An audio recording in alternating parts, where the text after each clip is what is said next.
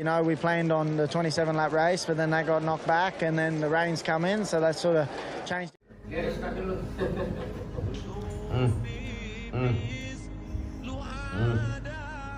Bismillahirrahmanirrahim. Alhamdulillah. Sangat cici, ludah dikasih ke bayi dengan alasan supaya bayi itu kecipratan barakah dan bayi itu menjadi pintar berbicara seperti Ustadz Abdul Somad. Pertanyaannya, UAS siapa, Tuhan atau bukan? Kenapa bisa membuat bayi cerdas, pintar?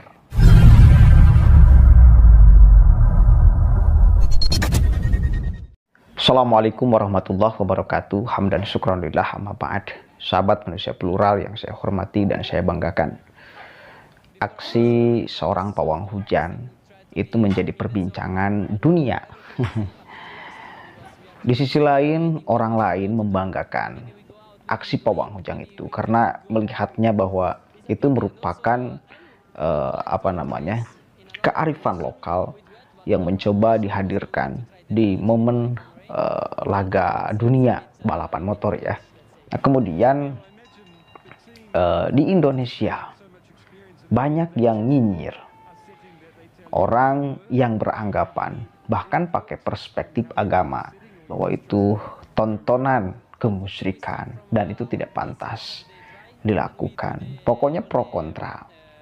Tapi saya yakin lebih banyak orang yang memandangnya sebagai kearifan lokal. Oke, ada sebagian, sedikitlah, segelintir orang yang itu saja sebetulnya, yang recoki apapun saja, yang dihadirkan, yang berkaitan dengan pemerintah. Ya, akhirnya para netizen itu karena mereka ngerecoki, karena mereka ngomong syirik dan sebagainya, penyesatan, sesat dan sebagainya, bahkan ada yang mengatakan rejim sesat, walah pokoknya banyak sekali ya. Salah satunya yang tadi saya sudah bahas ya. Ada satu channel Mimbar Tube di mana dia membahas kearifan lokal, mencoba dihadirkan di sirkuit Mandalika, dan pada akhirnya luar biasa komentar-komentarnya ya, syirik dan sebagainya. Akhirnya netizen itu mungkin geram kepada orang yang nyinyir, karena orang-orang yang nyinyir itu yang lebih tendensinya tetap ke rejim-rejim ya, ujung-ujungnya tetap ke rejim. Itu bagian daripada kelompok, salah satunya UAS. Ya mereka-mereka lah, teman-teman jamaah-jamaah UAS pastinya nggak bakalan jauh beda ya yang nyinyir-nyinyir itu. Akhirnya netizen itu memperbandingkan dengan Ustadz Abdul Somad yang ketika beliau memberikan ludah anak kecil supaya berkah, supaya anak kecil itu pintar bicara. Coba akhirnya kan dinyinyiri oleh netizen, diulik tuh. Apalagi ini katanya sangat cici, ludah dikasih ke bayi dengan alasan supaya bayi itu kecipratan barakah dan bayi itu menjadi pintar berbicara seperti Ustadz Abdul Somad. Pertanyaannya, UAS siapa, Tuhan atau bukan? Kenapa bisa membuat bayi cerdas, pintar, dan sebagainya? Akhirnya kan larinya ke sana kemari. Saya sebagai santri itu tahu betul konsep berkah, dan itu tidak bisa dirasionalisasikan. Satu kali lagi, itu tidak bisa dirasionalisasikan. Ya, saya ketika di pondok cium itu biasa. Ya, itu biasa. Bahkan ya katakanlah air bekas guru itu, santri itu ya paribut, pacorok gitu loh. Siapa yang duluan untuk mendapatkan air bekas minum seorang guru. Agar apa? Agar kecipratan berkahnya. Kita di dunia santri, di dunia Islam mengenal konsep barakah. Barokah itu kan azyadatu wan amau fil khair, tambah-tambah jeung ningkat dina kebaikan, dalam kebaikan kan gitu. Artinya kita mengharapkan doa, kita mengharapkan kebaikan-kebaikan yang diperbuat oleh guru kita. Kalau UAS itu adalah bagian daripada guru, kita menginginkan keberkahannya. Oke, kita satu kali lagi memiliki konsep itu. Dan saya pun termasuk orang yang percaya terhadap konsep berkah. Lah, makanya di sini saya menginginkan agar jangan menjadi sangat liar dan akhirnya menyeret ke sana kemari. Saya menginginkan untuk semua orang itu berpandangan bijaksana, melihat sesuatu. Coba kalau Anda tidak nyinyir terhadap pawang hujan, itu nggak bakalan ada perbandingan ke UAS gitu loh. Akhirnya apa yang terjadi? Nyeret-nyeret ke sana kemari, dan mungkin kiai-kiai yang lain akhirnya ke bawah-bawah. Yang kalau misal ada santri cium apa sujud ke kaki atau apalah bentuknya ya untuk mendapatkan berkah ya. Yang satu kali lagi, kadang-kadang konsep berkah itu tidak rasional. Benar itu, memang benar. Salah satu contoh, ini menarik. Saya di pondok pesantren itu punya teman. Teman saya itu tidak terlalu cakap di dalam membaca kitab.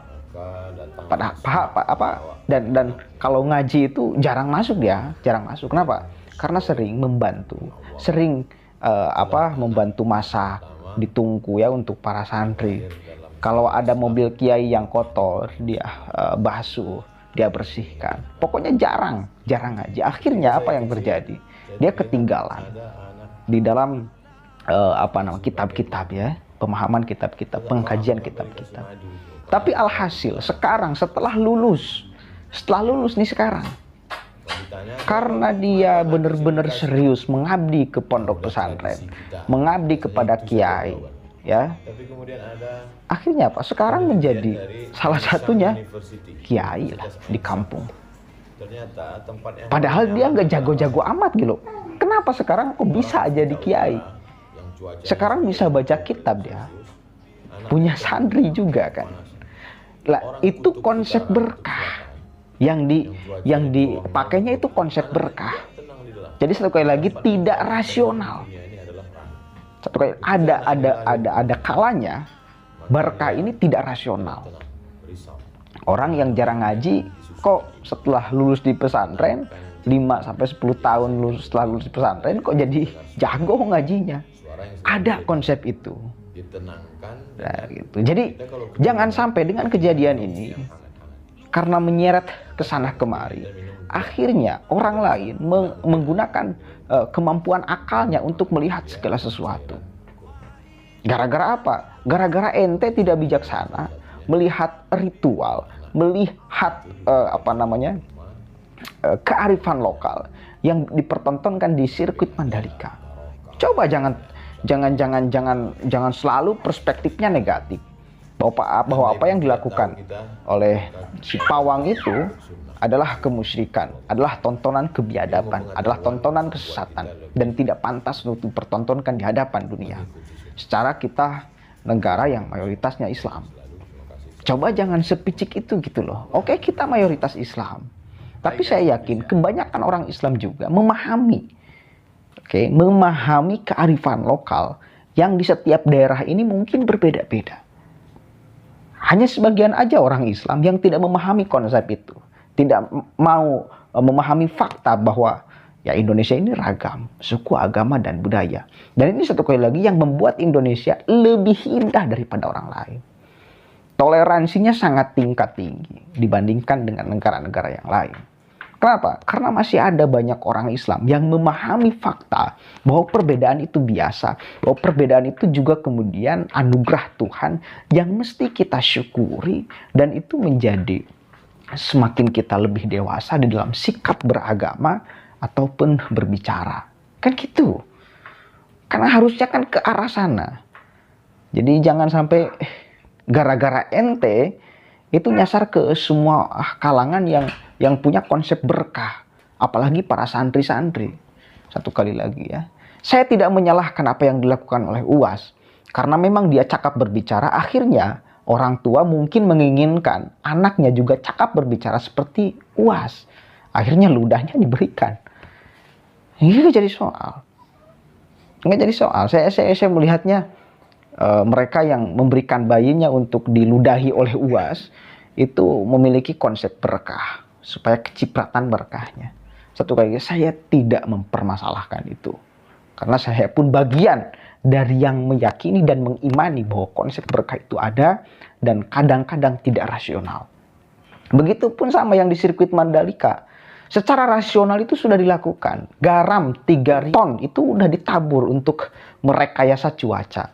Pada akhirnya hujan, ini kan harus ada kekuatan spiritual yang juga dihadirkan. Nah, kekuatan spiritual ini berbeda-beda, termasuk yang dilakukan oleh pawang hujan itu. Itu kekuatan spiritual. Tidak bisa akal kita menjangkau, ya, tidak bisa akal kita menjangkau. Tapi itu bagian daripada ikhtiar. Dan gitu. Jadi ini sebetulnya sederhana, ya. Ini sebetulnya sederhana. Jadi jangan diperumit, ya. Akhirnya kan kesana kemari satu kali lagi, ya. Begitulah Indonesia. Ini Indonesia, Bhinneka Tunggal Ika. Kita harus memahami fakta keragaman suku, agama, dan budaya berpuluh-puluh kearifan lokal yang hadir di Nusantara. Kita harus jaga sama-sama. Allahul muwaffiq ila aqwamit thoriq. Wallahu a'lam bishawab. Assalamualaikum warahmatullahi wabarakatuh.